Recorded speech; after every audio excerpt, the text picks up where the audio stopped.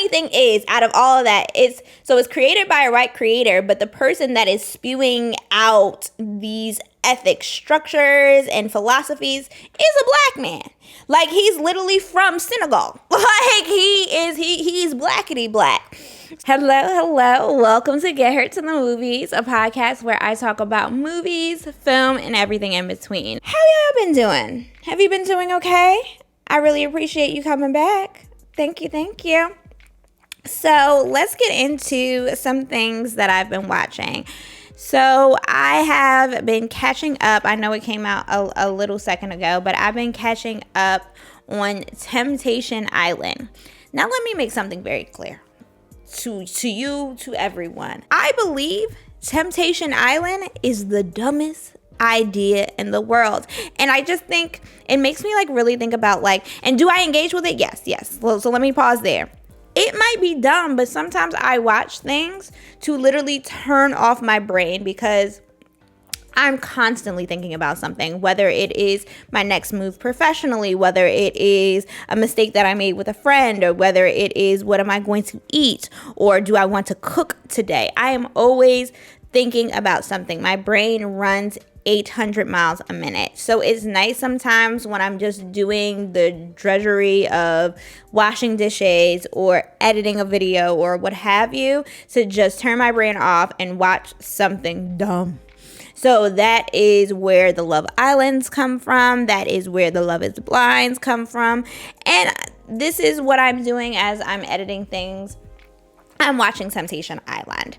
So as I'm watching Temptation Island, I think I'm watching this very, very slow, y'all. So bear with me. I think I'm on episode 2 and it's season 2. So I literally just watched all the YouTube stuff about season 1 because I couldn't get through a whole season. But my friend said this season is a little bit better. So I'm waiting.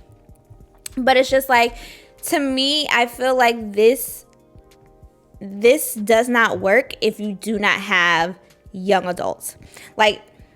People who are 40 plus, 30 plus, this wouldn't work. They would be well, why am I engaging with you when I could just be single? That could be a probability. I'm not coming on an island hoping that you don't sleep with another woman as 14 women are entertaining you. I don't have time. I could be on an actual vacation where I'm not sharing rooms with these people, because I also heard the conditions of Temptation Island is not the best. There's no real closed doors, so the AC is not ACing. So I feel very bad for the black girls who have to constantly slick their edges down because it's so hot. And then I remember watching a Jessie Woo interview with the women from the year prior, and basically they were saying they was just trying to make it flip, make it a vibe, because the men that they were provided, the men that were supposed to test their relationship, they wasn't really that popping. And it's just unfortunately, the pick of the litter, the sexy men were in the other villa entertaining the sexy women. And not saying the other women were not sexy, but there was a better selection of men in the women's villa versus the men's villa, because the men's villa, 9 times out of 10, the men are the ones that are being dragged there. So I didn't get the count of who is dragging who to the Temptation Island, but it's dumb. The idea is dumb. I don't that. And the ultimatum, don't bring me to that, because I'm going to let you know I'm sleeping with somebody. As Denzel said, I'm leaving here with something, okay?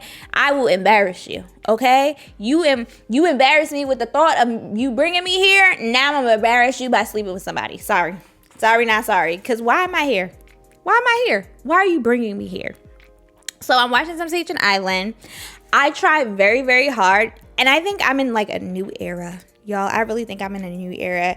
So I normally would watch a bad movie through, or watch a movie that I'm not interested in all the way through. But I think I put it on my TikTok. I think, yeah, I put it on my TikTok, Instagram, even on my YouTube shorts, that I am trying to be more disciplined, because for anyone who is trying to be a creator, like, granted, I am a micro creator, so like, you don't need to take advice from me, but anybody who's trying to do it, you either need a lot of time, a lot of resource, or a lot of discipline.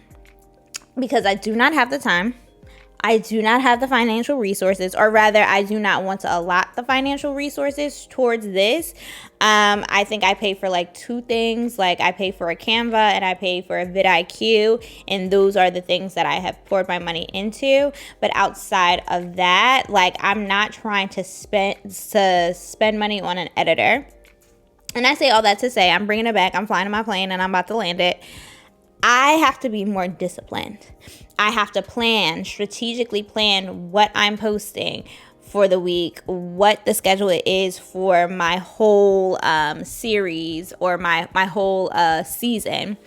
All of that stuff. So part of that means that I have to go to sleep on time. And another part of that means is that I have to wake up early. So I have been setting my alarm. Like, we not all the way there, but I've been setting my alarm to 5:25, snoozing it for a little bit. So I'm like kind of like up by like 6:15, 6:30 and starting my day.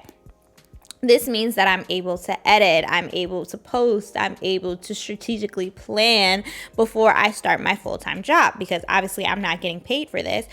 Not yet, right? Y'all gonna love me, y'all gonna bangs with me, and it's gonna be great. But like, I'm not getting paid for this. This is coming from passion. This is coming from desirability. This is coming from like how I want to set myself up in the future. But all that to be said is just like, there needs to be better structure in my life. So that means I am a grandma. Unless I am taking a nap and putting on a face, I'm not going outside. Like, my friends literally have to invite me outside at this point, which I'm not mad at. That I just have to understand that this is the season. But all that to say is that I'm not watching a movie that I don't like all the way through anymore. Like, sorry, not sorry. So I really was excited about The Bride. I'm coming to a conclusion that I love gothic romance. Like, I love gothic romance. I attempted to read Rebecca, and I'll come back to it because I really read that first chapter, and we were just talking about that house. Y'all ever read Rebecca before? Have y'all ever read Rebecca before? Like, this is like a coveted gothic romance. Like, people will tell you about Rebecca. The literary people tell you Rebecca is that work. They tell you it's great.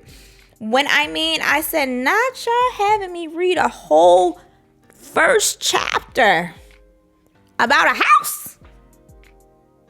We don't get none of the characters yet. We just learning about a house.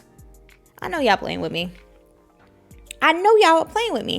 But anyway, I'm still trying to lean into the romantic gothic, and so I really enjoyed Guillermo del Toro's Frankenstein, and I also enjoyed Crimson Peak. And I think I might make a podcast about those two. If you're interested in that, comment down below. So I'm really interested, and then I love Sleepy Hollow. That is another thing. That's another one that's one of my faves. So I'm like, all right. I say all this to say is that I was really excited about Maggie Gyllenhaal's The Bride. So I'm like, all right, cool. I'm gonna watch The Bride. Like, when it came and went out of the movie theaters, I blinked and I said, wait, where are we going? I thought you just came. I think it stayed in the movie theaters for maybe 3 weeks. And this is not me exaggerating. You please fact check me in the bottom. I might be horribly wrong, but it did not stay in theaters that much. So I was like, dang. So I got a little something, a little hookup, little thing that fall off the truck. You don't need to know my business, but I'm able to watch I have access to a good range of movies. So I was like, all right, I'm gonna have to watch The Bride. And I'm like, it's gonna be so great. I'm probably gonna make a whole video about The Bride. It's gonna be amazing. Ciao. it once. Maybe I'm not cultured. Maybe because what? I stopped watching that film. Like I legitimately stopped watching it. Like I stopped watching it. I watched, I think, 35 minutes, fell asleep, woke up and said, no, I'm not going to do it. I'm going to actually take my butt to bed and not continue watching this film. And that was that. That was that. Like, I was just like, I'm not going to continue watching this. So I don't know if that counts in terms of what I am actually watching. I really attempted to watch it. That was a thing that I was trying to do, but it didn't last that long. Y'all can tell me if you like The Bride. Was The Bride it? Did you enjoy it? Did you have fun? Should I reconsider? Should I reconsider watching it? I don't know. Because people know that I watch movies and I watch TV a lot, they recommend things to me now. Like, honestly, like my brother and my manager keep my ear to the streets, honestly. And you'll see them on the podcast this season. I already did an episode with my brother. It's called Don't Trust Outsiders. And then I'm trying to figure out where this episode goes. Like, I'm reformatting a lot of things. And tell me how you like it. Tell me how you like the Monday deep dives and the Thursday vibes. Title's still working, but it might be Thursday vibes. Tell me how you like that cadence of things. But both of them are on the podcast this season. Did y'all know it was seasons? Did y'all know my podcast is going to be in seasons because I have a full-time job and I don't have capacity to keep on doing this all the time. So I'm doing 28 episodes and then I'm taking a 2-month break and then we're going to redo it all over again. So like, yeah, we're in whatever episode this is. I'm sorry. I'll be better at naming episodes. But anyway, they were watching Jury Duty and they said it was really funny and they said I should watch it. So I started watching Jury Duty with James Marsden, and it's so funny because the first episode, like the guy like lists all the movies that James Marsden has been in, and I'm like, yo, he has been in that movie. Like, oh my God, like James Marsden, like he low-key eating. He like let me like we can list the movies that James Marsden has been in. Because I'm like, oh snap, he was in that. So I'm gonna list the ones that I care about. But and also he's in Paradise. Like he's a silent killer. He's like a level above that guy. Cause you know you have like character actors who are that guy or that girl. Be like, you don't know their name unless you're really locked in. Like unless you're like really, really a movie buff. But to everybody else, it's just like, oh yeah, that's that guy from that movie. Oh, and that guy from that movie. Like James Marsden is that, but on a top tier. He's the top tier that guy. Cause he was in 27 Dresses. He was in all the X-Men. He played Cyclops. He was in The Notebook. And it was so funny when they were talking about how he was in The Notebook. They're like, he's in The Notebook? Yeah, he was the guy that got dumped. James Marsden was the guy that got dumped. Yes. He was in Enchanted. Technically also the guy who got dumped. He was in, so apparently he's going to be Cyclops in Doomsday. Oh, I'm also going to make a podcast about Doomsday. He was in Sex Drive. I forgot he was in Sex Drive. He was Corny Collins in the Hairspray. Love Hairspray, y'all. Like, I think I might do a podcast about Hairspray as well. I love Hairspray. He was the only white guy in Death at a Funeral. Like, James Marsden really, yeah. He's there. He was an Anchorman too. He was Jack Lime, but then it was Jack Lame. Like James Marsden really be like popping in. Like where you come from? Where did you come from? But Jury Duty, sorry, I did not even talk about what Jury Duty is about. Bear with me. And Jury Duty is about all these actors pretending to be a part of a procedural court case, and there's only one guy who is really a real person believing he is a part of a court case. And I just felt that it is hilarious because they really be trying this boy. And I felt like they made an awesome, amazing pick of who this guy was, because I know so many other people. I might be talking about myself, but I know so many other people that would have been like, I'm out of here. You're playing. But I also feel like part of it, because I know there's like a second season that's like a retreat, a work retreat or something like that, so I'm definitely gonna watch that as well. But I know part of the planning for that is that he can't leave because he's sequestered. So literally, if he leaves, he will be in trouble by the law, by the court. So that's part of the element. You have to have them in some form of isolation, because if they're not, it doesn't work, right? Like, people will literally be like, oh, you're crazy, I'm leaving out, goodbye. Like, what do you mean? What are you saying? Like, absolutely not. So I think that's part of the constriction that makes the craziness and the hilarity ensue. So I've been like coming back and forth to it, but I've been really enjoying that. So let's do a top 5, and I really wanted to do this top 5 because I want to be authentic. You know what I mean? I want to be real with y'all. I want to let y'all know who I am and who I'm not. Do I love movies? Absolutely. Are they my pride and joy? Absolutely. Do I pride myself of seeing classic films? Absolutely. Have I seen your favorite classic film? Absolutely not.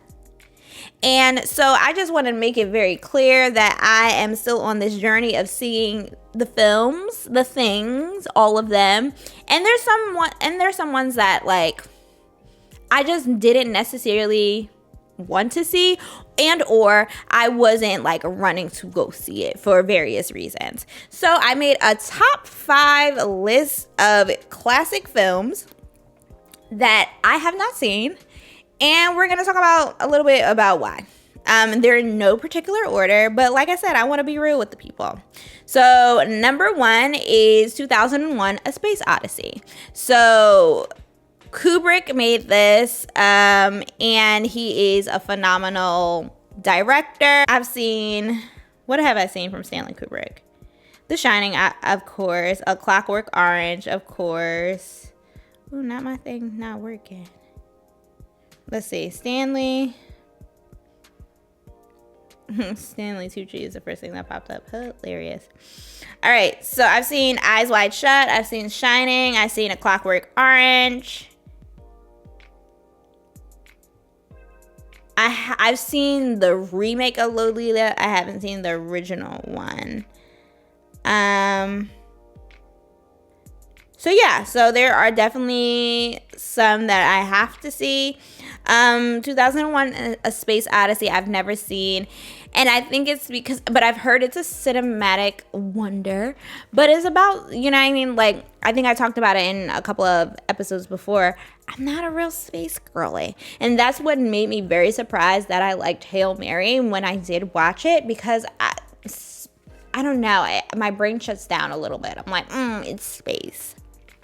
I don't know if I can do this space thing. So I have not watched 2001: A Space Odyssey. Sorry. Another one, I am going to get my black card revoked for this, but I'm doing this because I care and I want to be honest with the people. Belly. I have not seen Belly. I have attempted to see Belly, though. I will say that I have attempted to see Belly. But literally, I think Hype Williams is the director, and Hype Williams is famous for his music videos. So let's talk about the music videos that Hype Williams has done. He's done The Rain. Oh, love The Rain. I can't stand the rain. Super duper fly. Love it. TLC's No Scrubs. Amazing. I don't want no scrubs. A scrub is a guy who can't get no love from me. Hanging at the what? You finish it, because you know it. He's done California Love.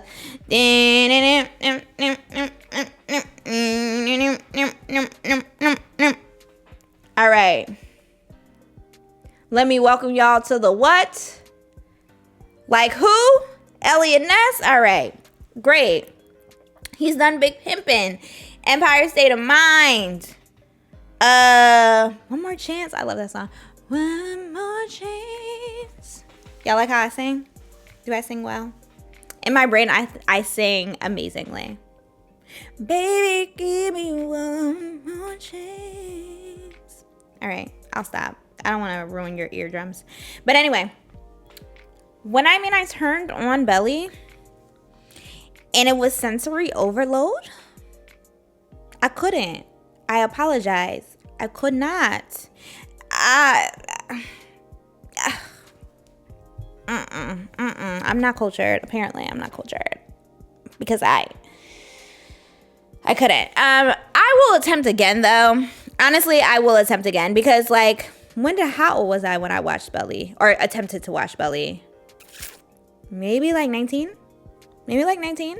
So like I'm literally a decade older and some change. So maybe my perspective of Belly has changed, and maybe I will like Belly now. I don't know. We shall see. All right, next one. The Good, the Bad, the Ugly. Clint Eastwood, a spaghetti western. And that's the crazy thing because I be knowing about these movies. It's not like I'm like, what are these things? I've never heard about them. I'll know about these movies. I'll know random facts about these movies and have never seen them because I'm locked in. Okay? I like to learn. But yeah, I've never watched this because I'm not a big Western fan. Like, least favorite genre of films are animal movies, Westerns, space movies. Like those are not the ones I run to. I'm just going to be honest. Are there genre bending ones? Are there ones that are undeniably still good? Like, yeah, I like Harder They Fall. Like, that's a Western.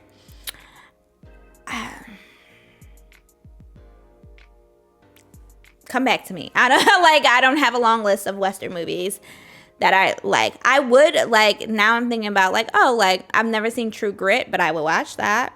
I would watch True Grit. But Westerns are not at the top of my list. If you do follow me on TikTok or see my YouTube shorts here, I am going through IMDb's top 250 best films of all time. Space Odyssey and The Good, the Bad, and the Good, the Bad, the Ugly are on there. So I will watch them eventually. But I have not watched them yet.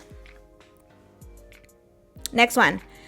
Seven Samurai. I actually do want to see Seven Samurai, but I think I am experiencing an issue with retention and attention to things. Like, there's just so many things that have to get done before and after work.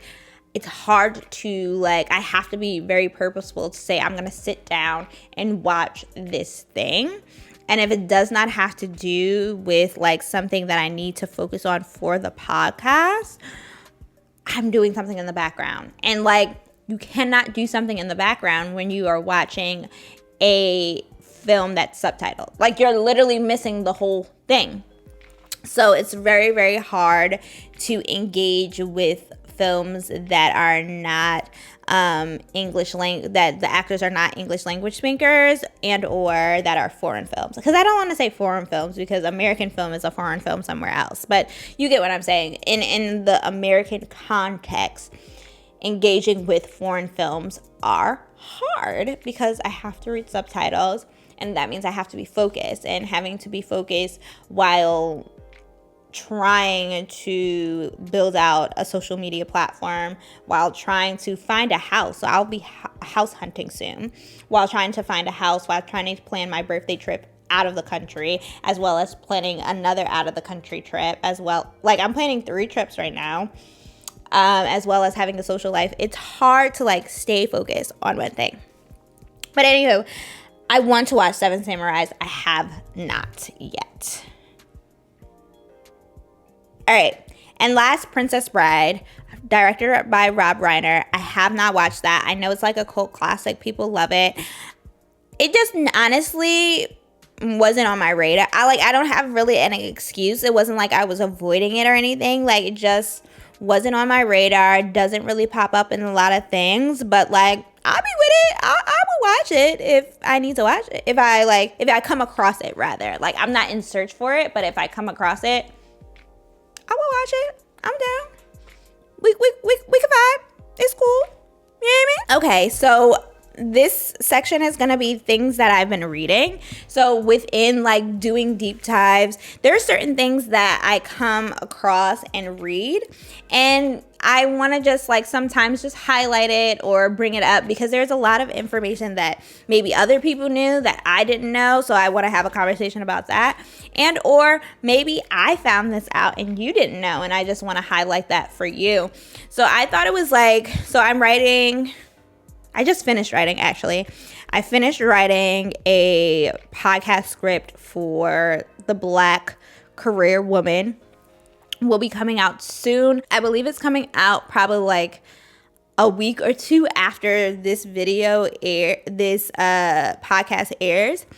And part of that was like breaking down certain movies and how that connects to the stereotype of the Black career woman.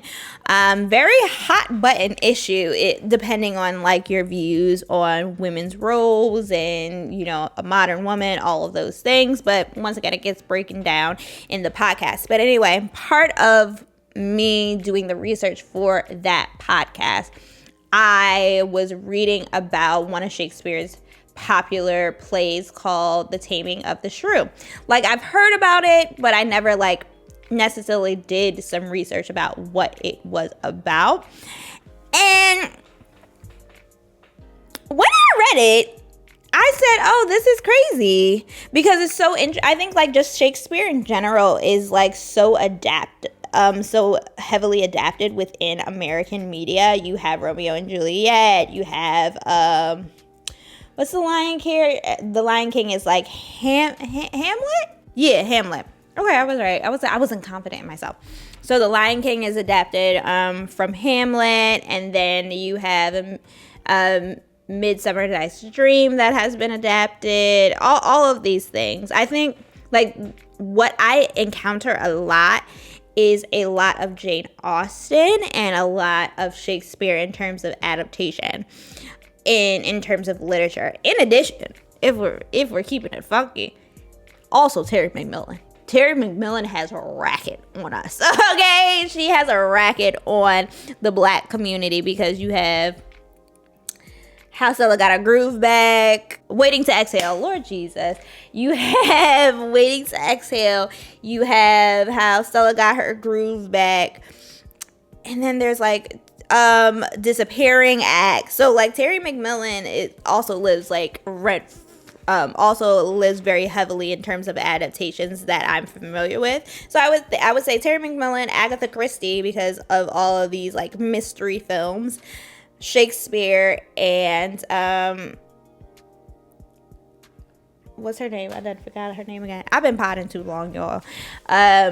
Jane Austen.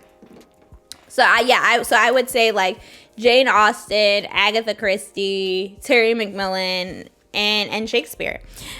So I was reading the synopsis of The Taming of the Shrew, and so basically I'll break it down very quickly to you. And honestly, we know the reference of Taming of the Shrew because it's very kind of one-to-one of 10 Things I Hate About You on purpose, right? That's an adaptation. But you have Bianca. She is one of the loveliest people in this town. And you have Katerina, who is loud, aggressive, quote unquote, loud, aggressive, and what one would call a shrew. Bianca cannot be on the marriage market until Katerina, her unyielding sister, gets married. So you have two suitors that are interested in Bianca, and one of the suitors has a friend, and he says, hey, go check out Katerina. Go check out the older sister. See the vibes. How do you feel about her? And it doesn't seem like he's that much interested in her, but essentially he says, I'm with it. Like, I'll do it. I'm looking for a wife anyway.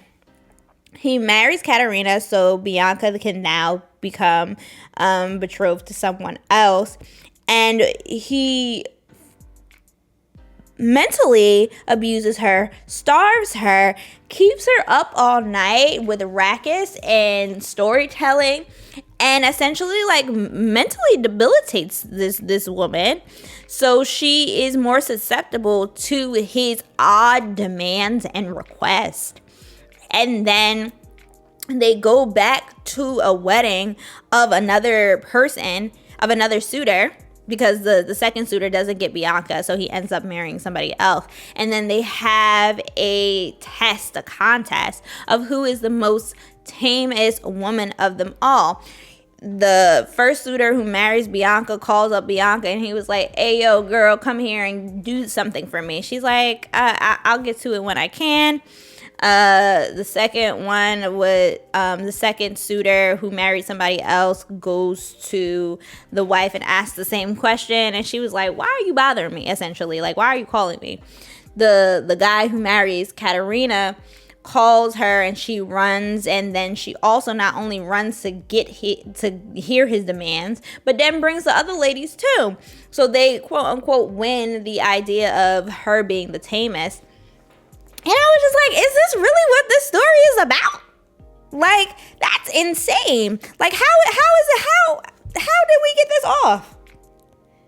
Like, he emotionally abused this lady. Like, that's crazy. And this is like one of like Shakespeare's beloved plays, and it's just like, how is this okay? This does not give me moral of the story. This gives me abuse. What are we doing here? So I just like, it's so interesting like how things get fluffed and like spit out and refined when we engage with adaptations of films or even of movies, because I think one of the main things that we were talking about when my brother and I did a podcast about Killers of the Flower Moon, which was an adaptation of a book made by David Grain.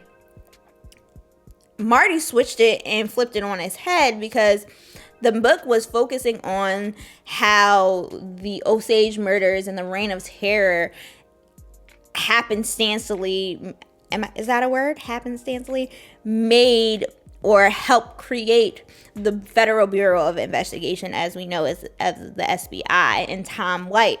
He was the main, essentially, protagonist within this historical book. And Marty centers the Osage. So, like, his adaptation was actually helpful and was good and all good. But at the same time, like, if you were just watching 10 Things I Hate About You, you don't get that, oh, this woman was being abused. So I just thought that was just like really, really interesting in terms of like what the story actually was. And I was just like, oh wow, I truly did not know that. I truly did not know that that was the premise of the story. And I'm like, this is a low-key, high-key insane. Like, what are we doing here? So I thought that was just interesting. Okay, so my main topic today is having a conversation that you did not ask for, but we are chatting about it anyway, is about The Good Place. So The Good Place is one of my favorite sitcoms, if you will. Is it? I don't even know if it would be a sitcom. I mean, it does have the structure of a sitcom. Now that I'm thinking about it, it's a situational comedy. The situation is she's in the good place where she's a bad person and she shouldn't be there. So yes, definitely spoilers about The Good Place moving forward. So if you have not seen it, please don't be mad at me in the comments. Just letting you know now.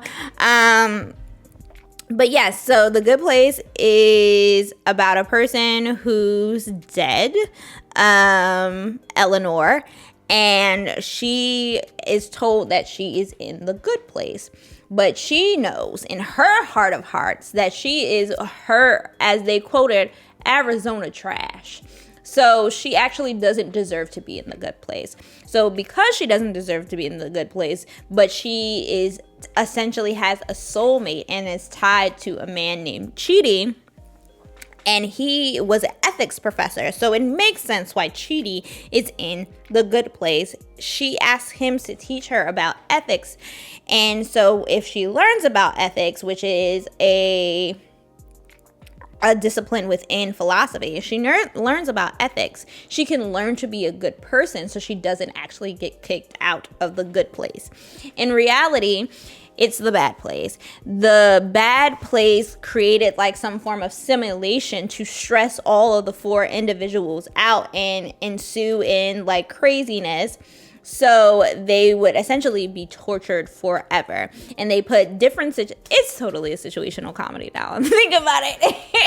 It's totally a situational comedy. But they put different situations and scenarios in it.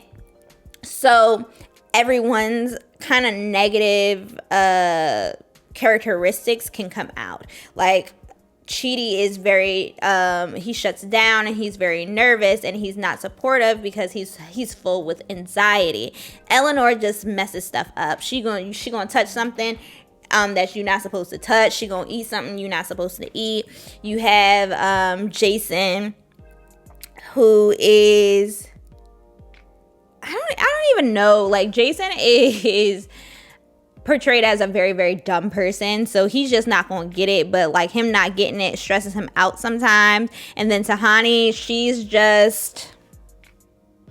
Tahani wants to be the center of attention. So if she is not the center of attention, that stresses her out. So basically, it's like psychological torture for these individuals that are supposed to be in the bad place. Like that is the premise of all the things. Everyone does not deserve to be in the good place.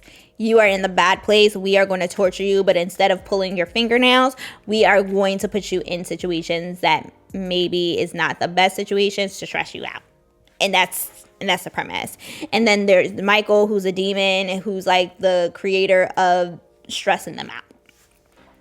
But what I wanted to talk about is this idea of ethics and philosophy. Like I did learn, like it's interesting because they had consultants from like UCLA and all of those things to help them with the understanding of ethics. And I think the idea of having ethics and the conversation of like good and bad and contractualism and all of those things, it like brought me back like my freshman year of college. Cool. But the thing about this is that I always noticed every single time he brought up a philosopher was that it was rooted in whiteness. And I think that The Good Place has a race problem. Like it makes you think because it's a multicultural cast that it's not rooted in whiteness, but it is absolutely rooted in whiteness. Like the list, so I looked up a couple of philosophers that get mentioned within the seasons, because I believe it was like 5-6 seasons. And actually I'll look that up, right? 4 seasons. So The Good Place had 4 seasons. So within those 4 seasons, you had Immanuel Kant, you had Aristotle, you had David Hume and John Stuart Mills and Kierkegaard. He always loves to mention some Kierkegaard. There was no mention of any black philosopher or person of color. From my memory and from my research, it was very much white European centered. And I had an issue with that because it's just like there are other philosophers, there are other people who can contextualize current situations that they were going to. So like I'm more privy to the black philosophers because like I am interested in African American history, and I, as an African American and a Caribbean woman, like I lean more into that, so I'm more versed at that. And I think that is exactly the issue there, right? Because it was created by a white creator, And the funny thing is, out of all of that, it's created by a white creator, but the person that is spewing out these ethic structures and philosophies is a black man. Like, he's literally from Senegal. Like, he's blackity black.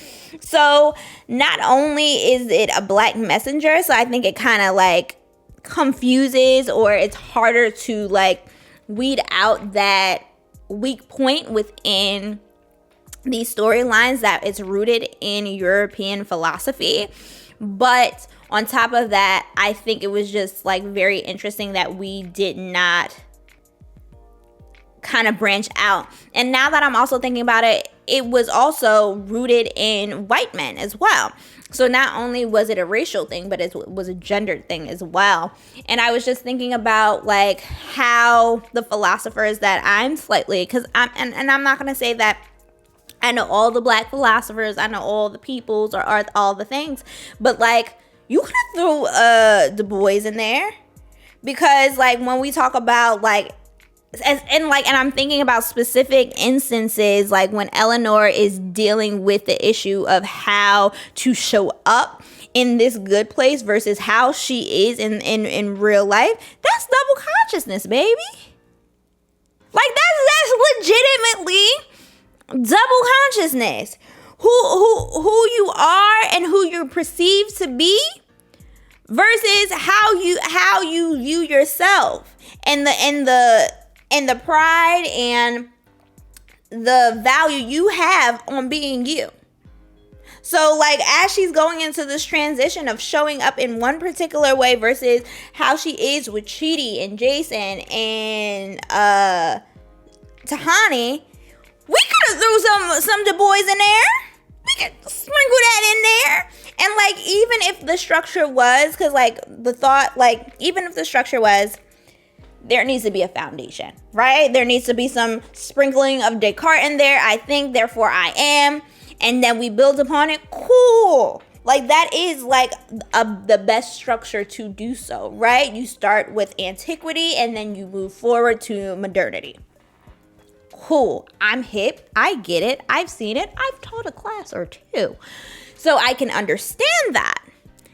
In addition, there was still room within season 2, season 3, season 4.